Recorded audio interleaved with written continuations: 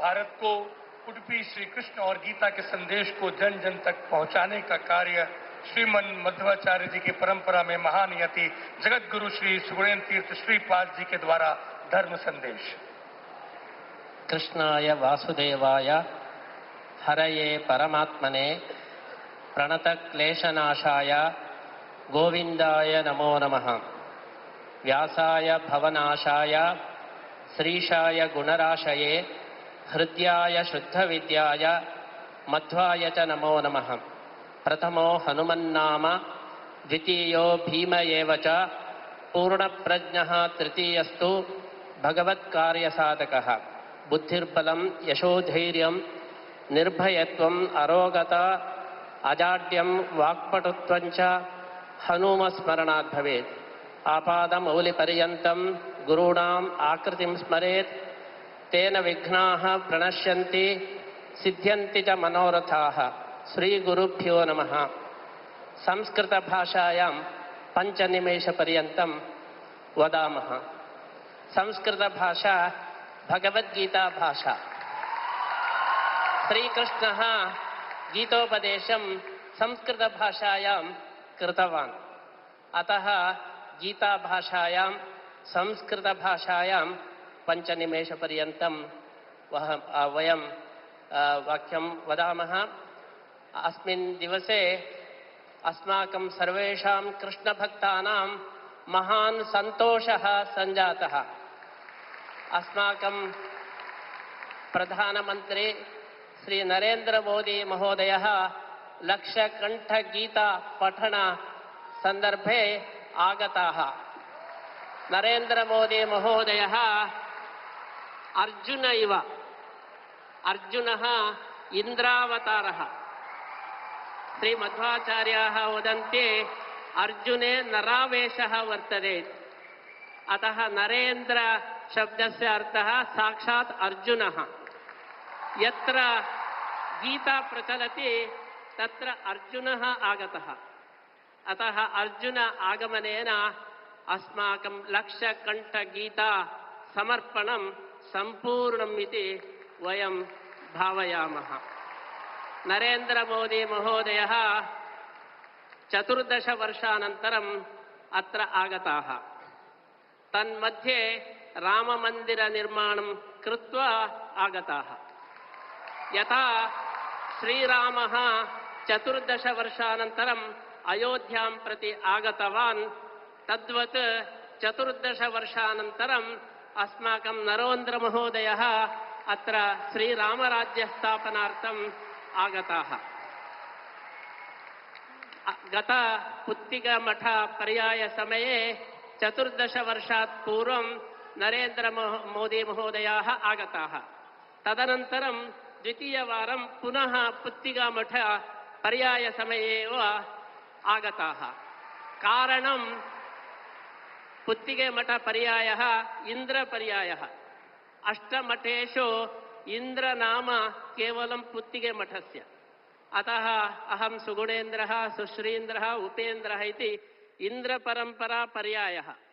तदर्थं नरेन्द्र मोदी महोदयाः आगताः पुत्तिगमठीय पर्याय इति कारणेन। अतः नरेन्द्र मोदी महोदयस्य विशेष अनुग्रहार्थं कृष्णस्य समीपे प्रार्थनां कुर्मः। राममन्दिर निर्माण समर्पणं श्रीकृष्ण समीपे कृतवन्तः। सर्वं कृष्णमयं, सर्वं कृष्णार्पणम्। कलियुगे कृष्णार्पणम् अत्यन्तम् आवश्यकम्। अतः ध्वजस्थापना अनन्तरं राममन्दिर निर्माणं सम्पूर्णम् आसीत्। तदनन्तरं कृष्णार्पणार्थम् अत्र सुवर्णतीर्थमण्डप उद्घाटनार्थं च आगताः। स्वपर्याय इति पुत्तिगमठ पर्याय समये एव आगताः। तेषां बहु अभिनन्दनं कुर्मः।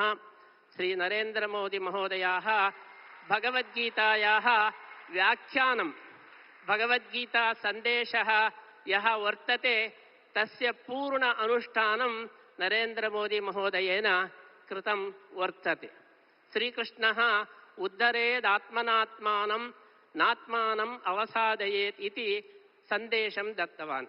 अस्माकं नरेंद्र मोदी महोदयः आत्मनिर्भर कार्यक्रमेण श्रीकृष्णसन्देशस्य अनुष्ठानं कृतवन्तः। श्रीकृष्णः निस्वार्थसेवां करोतु इति अस्माकं नरेंद्र मोदी महोदयः निस्वार्थ सेवया गीतासन्देशं कृतवन्तः। अतः नरेंद्र मोदी महोदयः भगवद्गीतायाः जीवत्व्याख्यानम् इति वयं भावयामः। अतः एतादृश कोटिगीतालेखनयज्ञे लक्षकण्ठगीता समर्पणसमये अर्जुनस्य आगम इव नरेंद्र मोदी महोदयस्य आगमः आसीत् इति महान् सन्तोषः। श्रीकृष्णः गीतायां धर्मस्य रक्षणम् आवश्यकं, धर्म संस्थापनार्थाय संभवामि युगे युगे, परित्राणाय साधूनां विनाशाय च दुष्कृताम्। तादृश संदेशं नरेंद्र मोदी महोदयः निष्पक्षपातरूपेण सज्जनानां रक्षणं, दुष्टानां शिक्षणं च कुर्वन् वर्तते। अतः श्रीकृष्णस्य अनुग्रहः विशेषरूपेण भवतु, धर्मद्वारा जगद्रक्षणं विश्वनायकस्य भवतु इति वयम् आशास्महे। अस्माकं पर्यायः विश्वगीतापर्यायः। विश्वगीतापर्याये विश्वनायकः आगतः इति सार्थकम् इति अस्माकम् आशयः वर्तते। तादृश नरेंद्र मोदी महोदय द्वारा धर्मरक्षणं भवतु इति अस्माभिः प्रार्थना क्रियते। शास्त्रे धर्मो रक्षति रक्षितः इति घोषणं कृतम्। अस्माभिः मोदी रक्षति रक्षितः। यदि मोदी रक्षितः, धर्मः देशः रक्षितः। मोदी हस्ते समग्र विश्वं सुरक्षितं वर्तते इति अस्माकं भावना।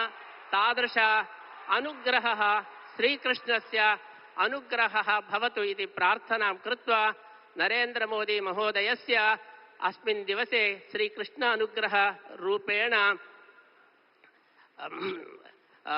एकं प्रशस्तिं वयं ददामः। भारत भाग्यविधाता, भारत भाग्यविधाता। अस्माकं नरेंद्र महोदयः भारत भाग्यविधाता इति बिरुदु समर्पणेन विशेष श्रीकृष्णानुग्रहं वयं प्रार्थयामः। अस्मिन् सन्दर्भे उडुपी क्षेत्रस्यापि अभिवृद्धिः भवतु। यथा वाराणसी कॉरिडोर आसीत्, एवं उडुपी कॉरिडोर अपि भवतु। श्रीकृष्णस्य क्षेत्रस्य अभिवृद्धिः भवतु इति वयम् आशास्महे।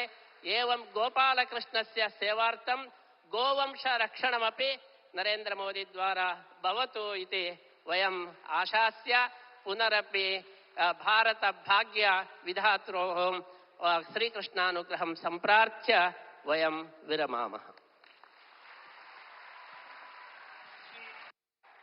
सुखदेव तीर्थ स्वामी जी के द्वारा अब सभी भारतवासियों एवं उडुपी की जनता की तरफ से प्रतिनिधि रूप में हम सभी के हृदयों में हृदय सम्राट हमारे परम प्रिय माननीय प्रधानमंत्री श्री नरेंद्र मोदी जी को सम्मान का कार्य प्रारंभ हो रहा है। आप सभी इस ऐतिहासिक समय के लिए उपस्थित हैं। ಸನ್ಮಾನ್ಯ ನರೇಂದ್ರ ಮೋದಿಜಿಯವರಿಗೆ ಪರಮ ಪೂಜ್ಯ ಶ್ರೀಪಾದಂಗಳವರು ಶ್ರೀಕೃಷ್ಣ ಮುಖ್ಯಪ್ರಾಣ ದೇವರ ಅನುಗ್ರಹ ರೂಪವಾದ ವಿಶಿಷ್ಟವಾದ ಬಿರುದು ಭಾರತ ಭಾಗ್ಯ ವಿಧಾತ ಎಂಬುವ ಬಿರುದಿನೊಂದಿಗೆ ಸನ್ಮಾನವನ್ನ ಮಾಡ್ತಾ ಇದ್ದಾರೆ.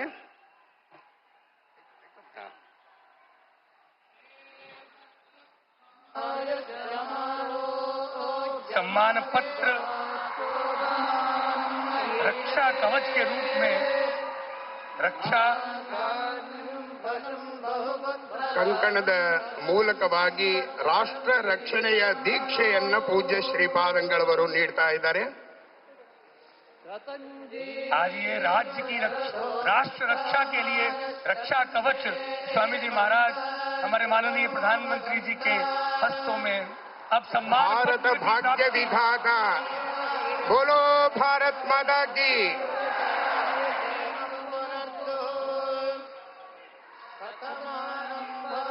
भगवान कृष्ण का चित्रपट ಮುತ್ತಿನ ಕವಚದ ಕೃಷ್ಣನ ಸುಂದರವಾದ ಮೂರ್ತಿಯನ್ನ ನೀಡ್ತಾ ಇದ್ದಾರೆ. ಕೃಷ್ಣನ ಕೈಯಲ್ಲಿ ಕಂಗೊಳಿಸುವ ಮಂಥಾನವನ್ನ ನೀಡಿ ಪೂಜ್ಯ ಶ್ರೀಪಾದಂಗಳವರು ಸನ್ಮಾನಿಸ್ತಾ ಇದ್ದಾರೆ.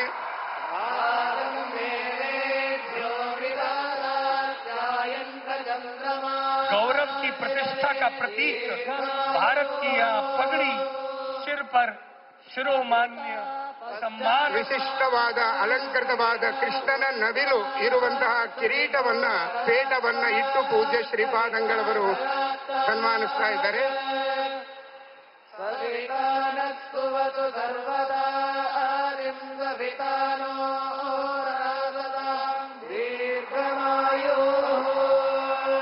ಕಾರ್ಯಕ್ರಮದ ಪ್ರಧಾನವಾದ ಘಟ್ಟ ನಮ್ಮೆಲ್ಲರ ಪ್ರೀತಿಯ ವಿಶ್ವ ನಾಯಕರಾದಂತಹ ಪ್ರಧಾನಮಂತ್ರಿಗಳ ಸಮಕ್ಷಮದಲ್ಲಿ ಅವರ ಜೊತೆಯಲ್ಲಿ ಪುರುಷೋತ್ತಮ ಯೋಗದ ಪಠನೆ ಈಗ ಪ್ರಾರಂಭವಾಗ್ತಾ ಇದೆ. ಎಲ್ಲರೂ ಕೂಡ ಶ್ರದ್ಧೆಯಿಂದ ಶ್ರೀಮದ್ ಭಗವದ್ಗೀತೆಯ 15ನೇ ಅಧ್ಯಾಯದ ಪುರುಷೋತ್ತಮ ಯೋಗದ ಪಠನೆಯಲ್ಲಿ ನಾವು ನೀವೆಲ್ಲರೂ ಭಾಗವಹಿಸೋಣ.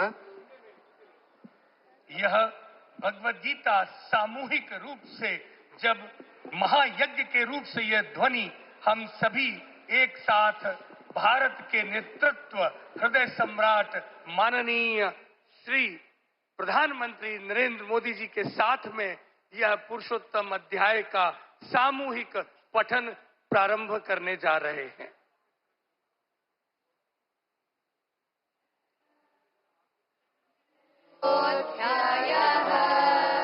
पुरुषोत्तम प्राप्ति योगः श्री भगवानुवाच ऊर्ध्वमूलमधशाखम् अश्वत्थम् प्राहुरव्ययम् छन्दांसि यस्य पर्णानि यस्तम् वेद स वेदवित् अधश्चोर्ध्वम् प्रसृतास्तस्य शाखाः गुणप्रवद्धा विषयप्रवालाः अधश्च मूलान्यनुसन्ततानि कर्मानुबन्धीनि मनुष्यलोके न रूपमस्येह तथोपलभ्यते नान्तो न चाविर्न च सम्प्रतिष्ठा अश्वत्थमेनं सुविरूढमूलम् असङ्गशस्त्रेण दृढेन चित्वा ततः पदम् तत्परिमार्गितव्यम् यस्मिन् गता न निवर्तन्ति भूयः तमेव चाद्यम् पुरुषम् प्रपद्ये यतः प्रवृत्ते प्रवृत्ता पुराणे निर्माणमोहादिगतङ्गदोषाः अध्यात्मनित्या विनिवृत्तकामाः द्वन्द्वये विमुक्ता सुखदुःखसंज्ञैः गच्छन्तमूढाः पदमव्ययम् तत् न तद्भासयते सूर्यो न चाङ्गो न पावकः यद्गत्वा न निवर्तन्ते तद्धाम परमं मम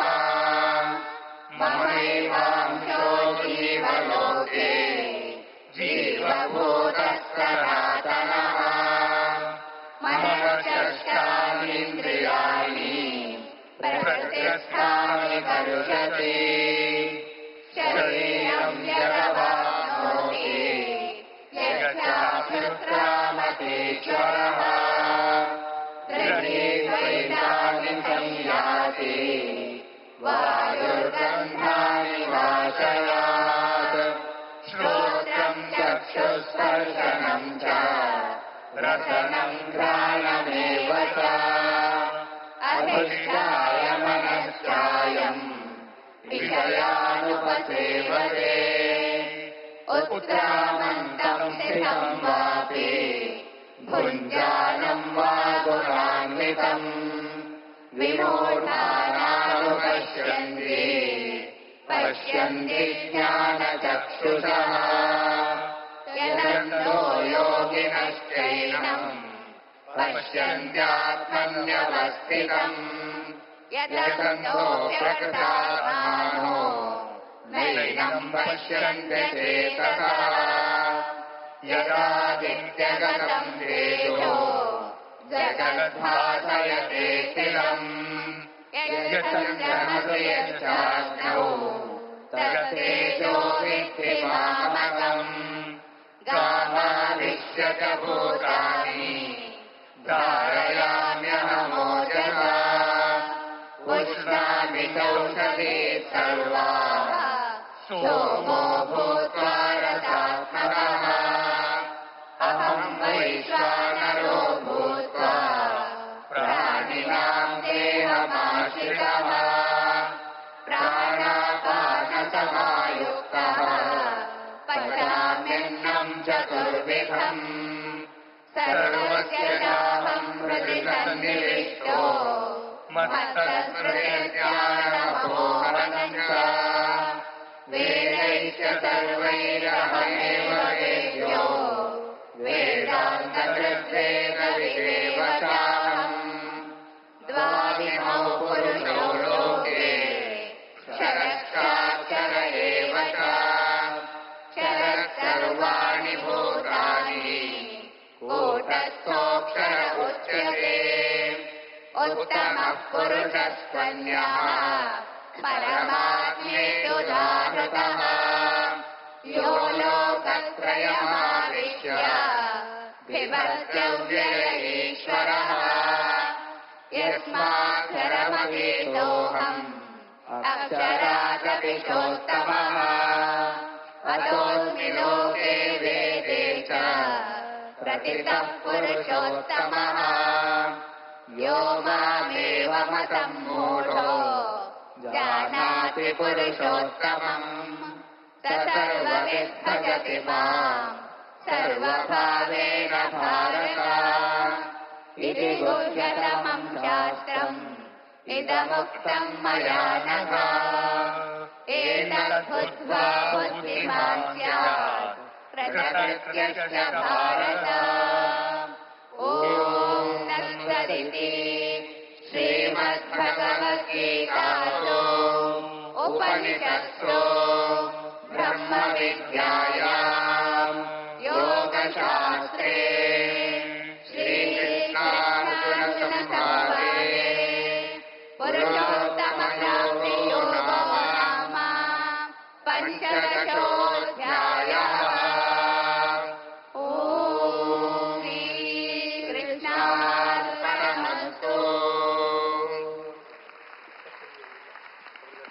ಈ ಭಗವದ್ಗೀತೆಯ ಪಾರಾಯಣವನ್ನ ಶ್ರೀ ಕೃಷ್ಣಾರ್ಪಣಮಸ್ತು ಅಂತ ಹೇಳಿ ಸಮರ್ಪಣೆ ಮಾಡಿ ಈ ಪುಣ್ಯವನ್ನ ನಮ್ಮ ಪ್ರಧಾನಮಂತ್ರಿಗಳಿಗೆ ಧಾರೆ ಎರೆಯೋಣ. ಅನೇನ ಪುಣ್ಯೇನ ಸುಪುಣ್ಯವಾನ್ ಭವ ಎಂಬುವ ಒಂದು ಸಮರ್ಪಣೆಯನ್ನ ಮಾಡ್ತಾ ಪ್ರಧಾನವಾದ ಕಾರ್ಯಕ್ರಮ ನಮ್ಮ ನಿಮ್ಮೆಲ್ಲರ ಪ್ರೀತಿಯ ಪ್ರಧಾನಮಂತ್ರಿಗಳಿಂದ ಶುಭಾಶಂಸನೆ. हमारे शक्ति कृष्ण के शक्ति आवेश अवतार आदरणीय प्रधानमंत्री जी अपनी ओज प्रोत वाणी से हम सभी को ज्ञान देंगे.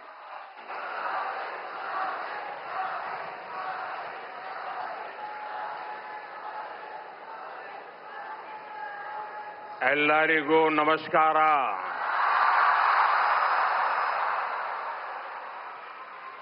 जय श्री कृष्ण.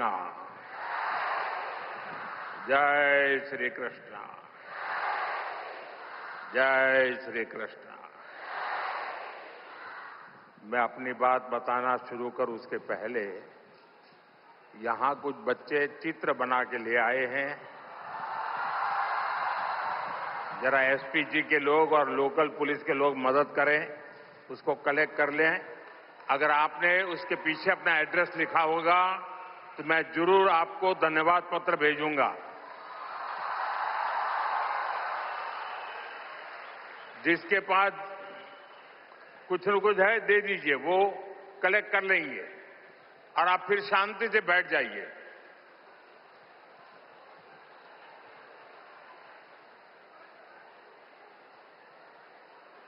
ये बच्चे इतनी मेहनत करते हैं और कभी कभी मैं उनके साथ कभी अन्याय कर देता हूं तो दुख होता है मुझे।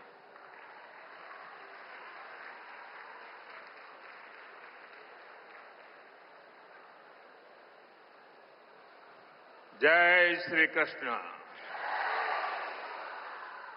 भगवान श्री कृष्ण के दिव्य दर्शनों की संतुष्टि, श्रीमद् भगवद गीता के मंत्रों की ये आध्यात्मिक अनुभूति और इतने सारे पूज्य संतों, गुरुओं की ये उपस्थिति मेरे लिए परम सौभाग्य है। मेरे लिए ये असंख्य पुण्यों को प्राप्त करने जैसा है और जो मुझे सम्मान दिया गया, मेरे लिए जो भाव प्रकट किए गए, शायद मुझे इतने आशीर्वाद मिले कि मेरे लिए जो कहा जाता है मैं उससे योग्य बनूं और ज्यादा काम करूं और मुझसे जो अपेक्षाएं हैं उसे मैं पूर्ण करूं। भाइयों बहनों, अभी 3 दिन पहले ही मैं गीता की गुरु धरती कुरुक्षेत्र में था। अब आज भगवान श्री कृष्ण के आशीर्वाद और जगत गुरु श्री मध्वाचार्य जी के यश की इस भूमि पर आना मेरे लिए परम संतोष का अवसर है। आज के इस अवसर पर जब 1 लाख लोगों ने एक साथ भगवद गीता के श्लोक पढ़े तो पूरे विश्व के लोगों ने भारत की सहस्त्र वर्षों की दिव्यता का साक्षात दर्शन भी किया है।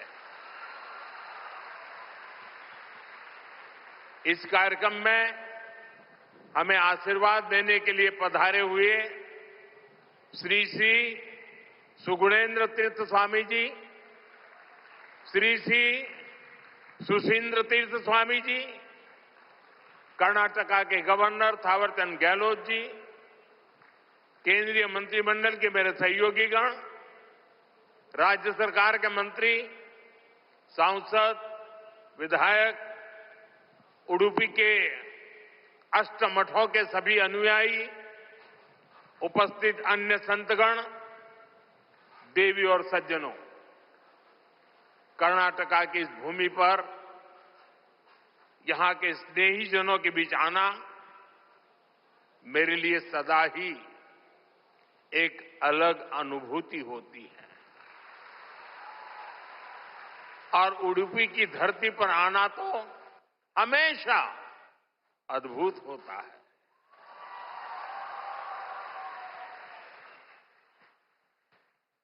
मेरा जन्म गुजरात में हुआ और गुजरात और उडुपी के बीच एक गहरा और विशेष संबंध रहा है। मान्यता है कि यहां स्थापित भगवान श्री कृष्ण के विग्रह की पूजा पहले द्वारका में माता रुक्मिणी करती थी। बाद में जगत गुरु श्री मध्वाचार्य जी ने इस प्रतिमा को यहां प्रस्थापित किया और आप तो जानते हैं, अभी पिछले ही वर्ष मैं समुद्र के भीतर श्री द्वारका जी का दर्शन करने गया था, वहां से भी आशीर्वाद ले आया। आप खुद समझ सकते हैं कि मुझे इस प्रतिमा के दर्शन करके क्या अनुभूति हुई होगी। इस दर्शन ने मुझे एक आत्मीय आध्यात्मिक आनंद दिया है। साथियों, उडुपी आना मेरे लिए एक और वजह से विशेष होता है। उडुपी जनसंघ और भारतीय जनता पार्टी के सुशासन की मॉडल की कर्मभूमि रही है। 1968 में उडुपी के लोगों ने जनसंघ के हमारे वीएस आचार्य जी को यहां की नगरपालिका परिषद में विजयी बनाया था और इसके साथ ही उडुपी ने एक नए गवर्नेंस मॉडल की नींव भी रखी थी। आज हम स्वच्छता के जिस अभियान को राष्ट्रीय रूप देख रहे हैं, उसे उडुपी ने 5 दशक पहले अपनाया था। जल आपूर्ति और ड्रेनेज सिस्टम का एक नया मॉडल देना हो, उडुपी ने ही 70 के दशक में इन कार्यक्रमों की शुरुआत की थी। आज ये अभियान देश के राष्ट्रीय विकास का राष्ट्रीय प्राथमिकता का हिस्सा बनकर हमारा मार्गदर्शन कर रहा है। साथियों, रामचरितमानस में लिखा है, कलिजुग केवल हरिगुण गाहा, गावत नर पावही भवथाहा। अर्थात कलयुग में केवल भगवत नाम और लीला का कीर्तन ही परम साधन है। उसके गायन कीर्तन से भव सागर से मुक्ति हो जाती है। हमारे समाज में मंत्रों का, गीता के श्लोकों का पाठ तो शताब्दियों से हो रहा है, पर जब 1 लाख कंठ एक स्वर में इन श्लोकों का ऐसा उच्चारण करते हैं, जब इतने सारे लोग गीता जैसे पुण्य ग्रंथ का पाठ करते हैं, जब ऐसे दैवीय शब्द एक स्थान पर एक साथ गूंजते हैं, तो एक ऐसी ऊर्जा निकलती है जो हमारे मन को, हमारे मस्तिष्क को एक नया स्पंदन, एक नई शक्ति देती है।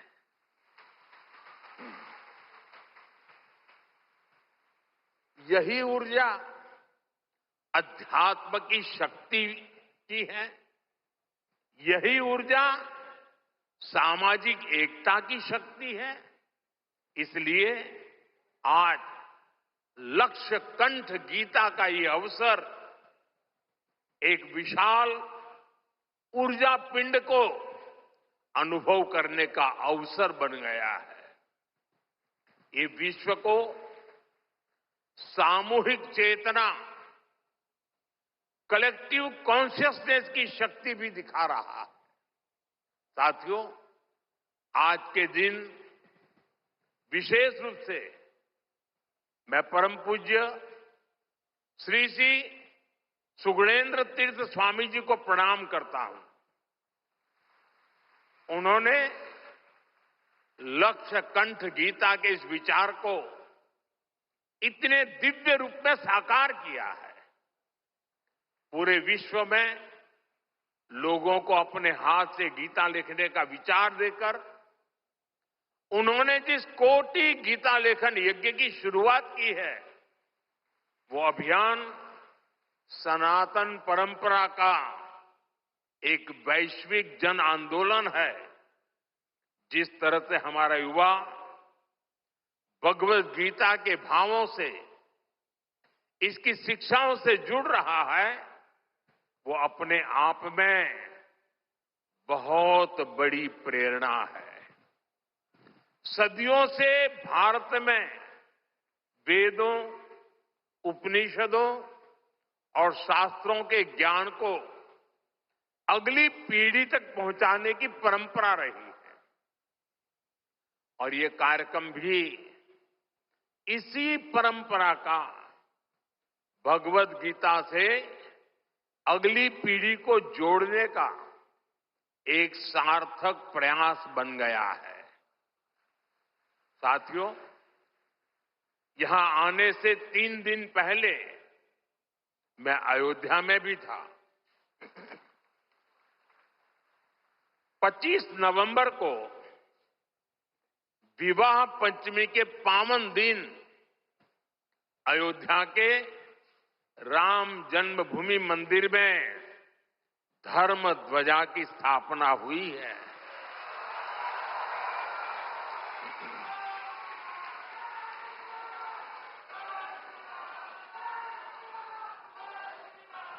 अयोध्या से उडुपी तक असंख्य राम भक्त इस दिव्यतम और भव्यतम उत्सव के साक्षी बने हैं। राम मंदिर आंदोलन में उडुपी की भूमिका कितनी बड़ी है, सारा देश इसे जानता है। परम पूज्य स्वर्गीय विश्वेश तीर्थ स्वामी जी ने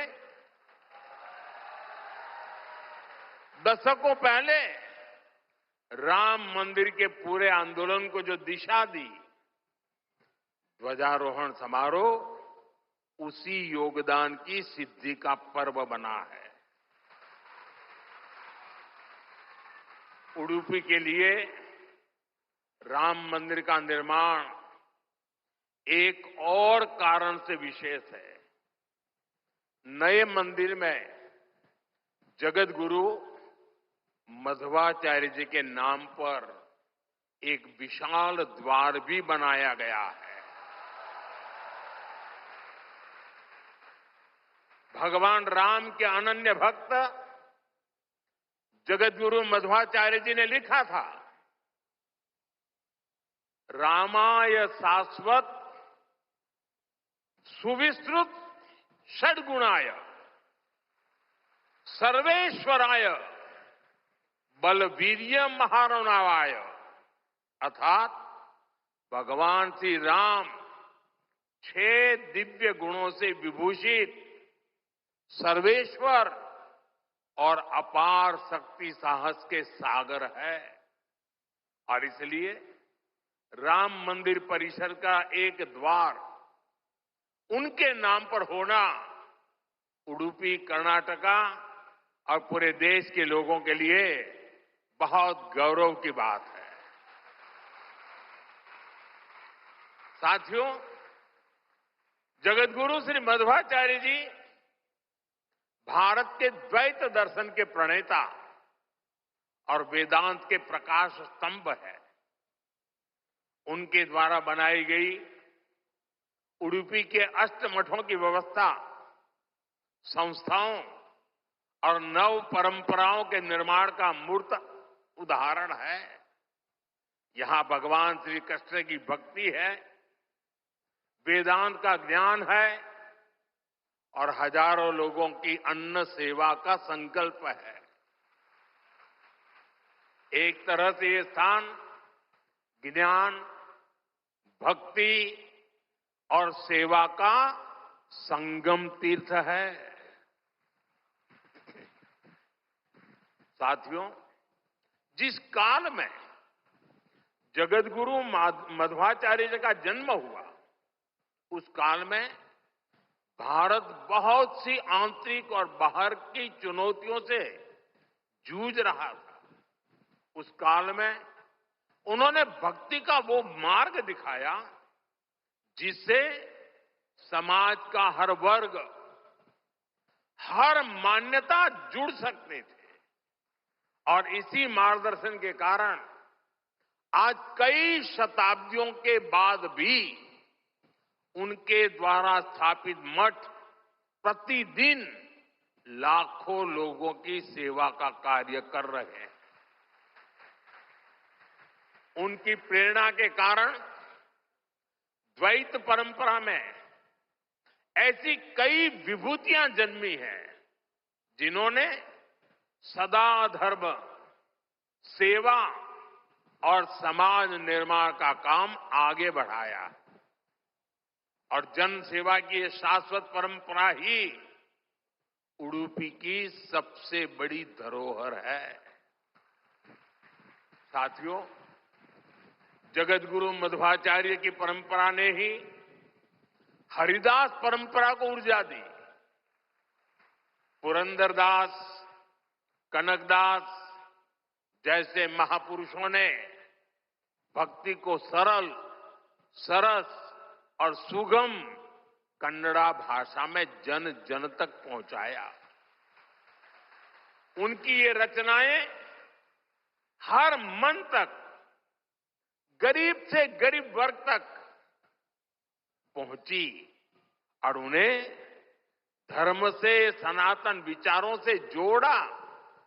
ये रचनाएं आज की पीढ़ी में भी वैसी की वैसी ही है।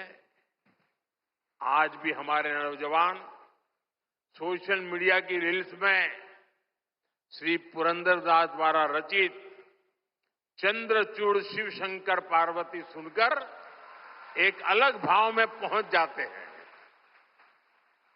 आज भी जब उडुपी में मेरे जैसा कोई भक्त एक छोटी सी खिड़की से भगवान श्री कृष्ण का दर्शन करता है तो उसे कनकदास जी की भक्ति से जुड़ने का अवसर मिलता है।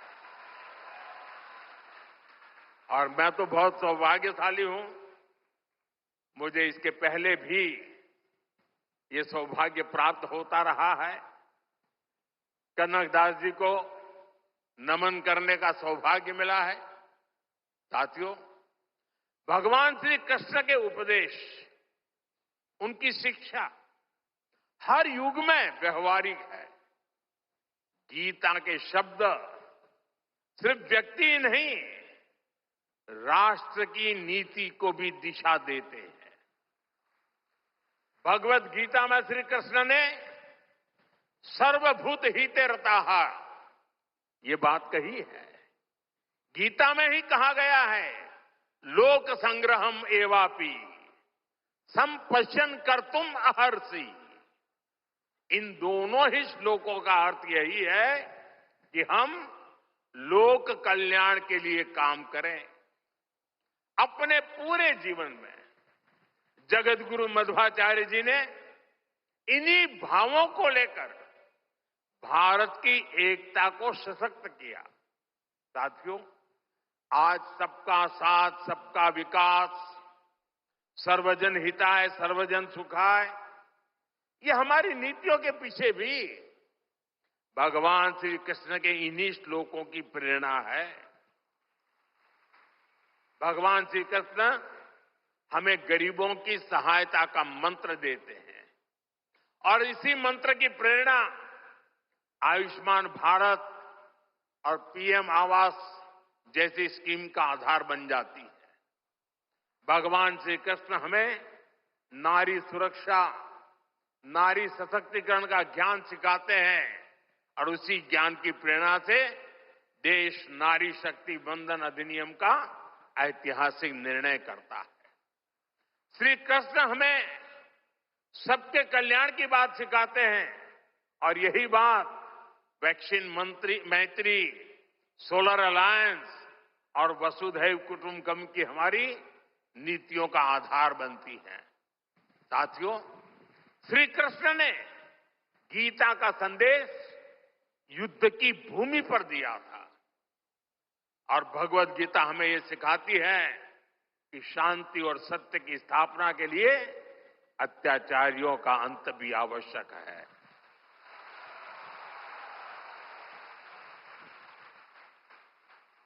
राष्ट्र की सुरक्षा नीति का मूल भाव यही है।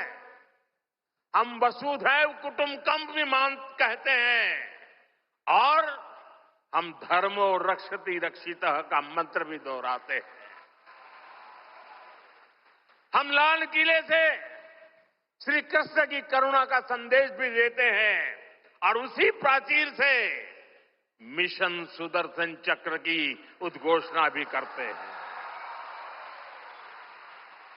मिशन सुदर्शन चक्र यानी देश के प्रमुख स्थानों की, देश के औद्योगिक और सार्वजनिक क्षेत्रों की सुरक्षा की ऐसी दीवार बनाना जिसे दुश्मन भेद न पाए, और अगर दुश्मन दुस्साहस दिखाए तो फिर हमारा सुदर्शन चक्र उसे तबाह कर दे।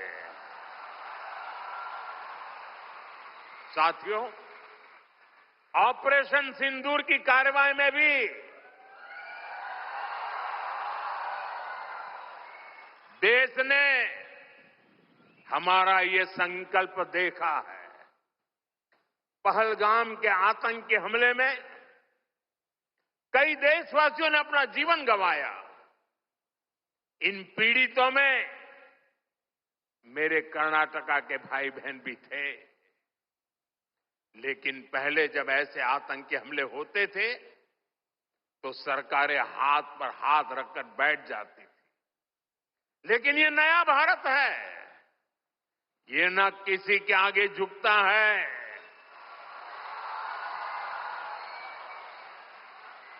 और न ही अपने नागरिकों की रक्षा के कर्तव्य से डिगता है। हम शांति की स्थापना भी जानते हैं और शांति की रक्षा करना भी जानते हैं।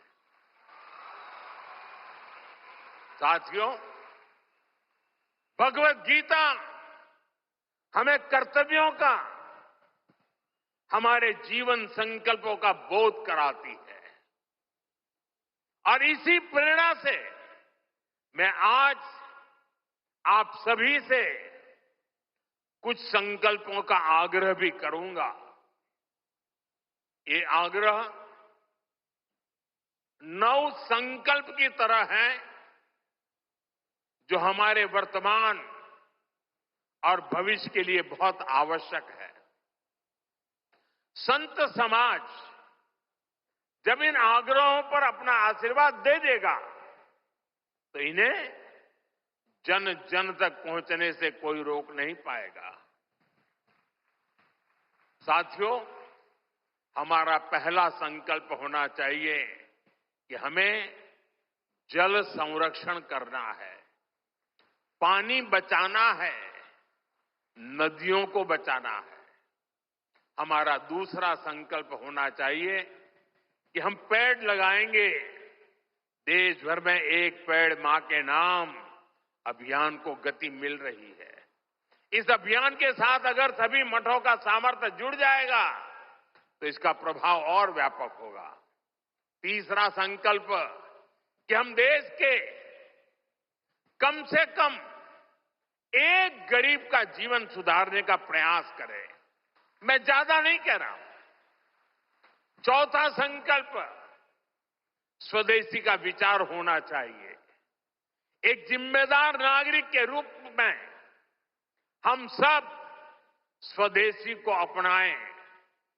आज भारत आत्मनिर्भर भारत और स्वदेशी के मंत्र पर आगे बढ़ रहा है। हमारी अर्थव्यवस्था, हमारे उद्योग, हमारी टेक्नोलॉजी सब अपने पैरों पर मजबूती से खड़े हो रहे हैं। इसलिए हमें जोर शोर से कहना है, vocal for local, vocal for vocal, vocal. साथियों, 5वें संकल्प के रूप में हमें नेचुरल फार्मिंग को बढ़ावा देना है। हमारा छठा संकल्प होना चाहिए कि हम हेल्थी लाइफस्टाइल को अपनाएंगे, मिलेट्स अपनाएंगे और खाने में तेल की मात्रा कम करेंगे। हमारा 7वां संकल्प ये हो कि हम योग को अपनाएं, इसे जीवन का हिस्सा बनाएं। 8वां संकल्प, मैन्युस्क्रिप्ट्स, पांडुलिपियों के संरक्षण में सहयोग करें। हमारे देश का बहुत सा पुरातन ज्ञान पांडुलिपियों में छिपा हुआ है। इस ज्ञान को संरक्षित करने के लिए केंद्र सरकार ज्ञान भारतम मिशन पर काम कर रही है। आपका सहयोग इस अमूल्य धरोहर को बचाने में मदद करेगा। साथियों, आप नौवां संकल्प लें कि हम कम से कम देश के 25 ऐसे स्थानों का दर्शन करेंगे जो हमारी विरासत से जुड़े हैं।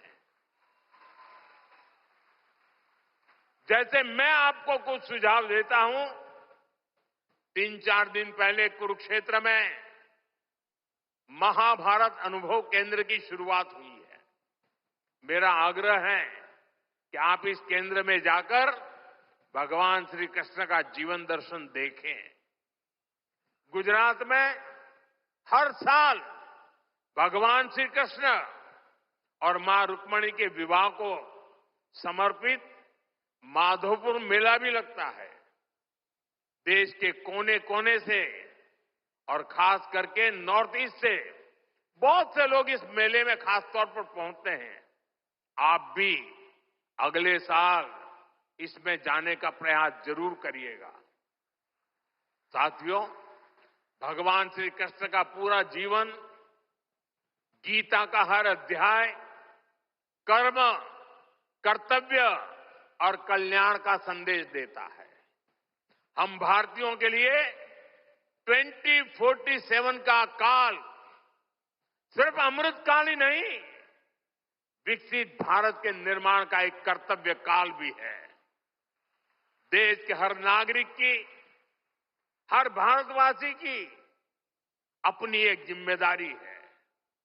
हर व्यक्ति का, हर संस्थान का अपना एक कर्तव्य है और इन कर्तव्यों की पूर्णता में कर्नाटका के परिश्रमी लोगों की भूमिका बहुत बड़ी है।